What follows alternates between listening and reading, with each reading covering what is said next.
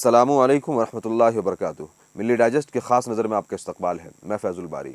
नाजरीन, एक बहुत ही अफसोसनाक, डरावना और खौफनाक इंडियन मीडिया का चेहरा पिछले हफ्ते खुल करके सामने आया है। हो सकता है कि आपके नज़र से ये न्यूज़ न गुजरी हो, मगर मैं चाहूँगा कि आपको ये जो ख़तरा है उससे आगाह कर दूँ। नाजरीन, पिछले कुछ सालों में बहुत सारे मुसलमानों की मॉब लिंचिंग हुई है, बहुत दर्दनाक तरीके से मारा गया है।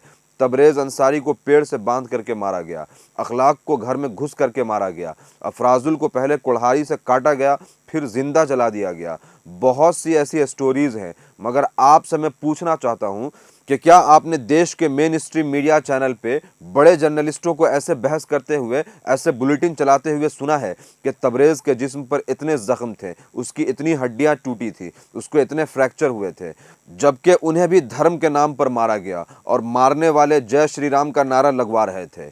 मगर कन्हैया लाल की हत्या हुई और एक मेन स्ट्रीम मीडिया चैनल के बड़े और सीनियर जर्नलिस्ट ये बात कर रहे हैं और ये डिस्कस कर रहे हैं कि कितने ज़ख्म थे, कितनी जगह पे जो है कटा हुआ था, गर्दन पे कितने जो है स्ट्राइक्स हुए थे नाइफ के, और कितनी हड्डियां टूटी थी।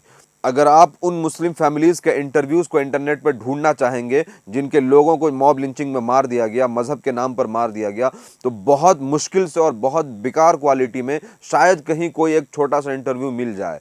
मगर आप देखेंगे कि कन्हैया लाल के बेटे का, उनके भाई का, उनके दुकान के स्टाफ का, उनकी दुकान के आसपास के लोगों का इंटरव्यू आसानी से मिल जाएगा। और बड़े बड़े मीडिया चैनल्स, ललन टॉप और भी ऐसे बड़े न्यूज़ पोर्टल्स इसको खूब पब्लिश कर रहे हैं। असल में इसके पीछे एक बहुत गहरा माइंड है और एक बहुत शातिर मिजाजी है। इस खतरनाक मिजाज को समझना बहुत ज़रूरी है। आपको कश्मीर फाइल याद होगा, जिस तरीके से उसमें चीज़ों को पोर्ट्रे किया गया, उसके बाद देश का माहौल एकदम से बदला और आपने देखा कि नवरात्रि में मस्जिदों पर हमला हुआ, मस्जिदों के गुंबद के ऊपर भगवा झंडा लहरा दिया गया। आप ये समझें कि ये कितना ख़तरनाक थ्रेट है आपके लिए और आपकी सोसाइटी के लिए, ये कितना ख़तरनाक मामला पैदा होने वाला है।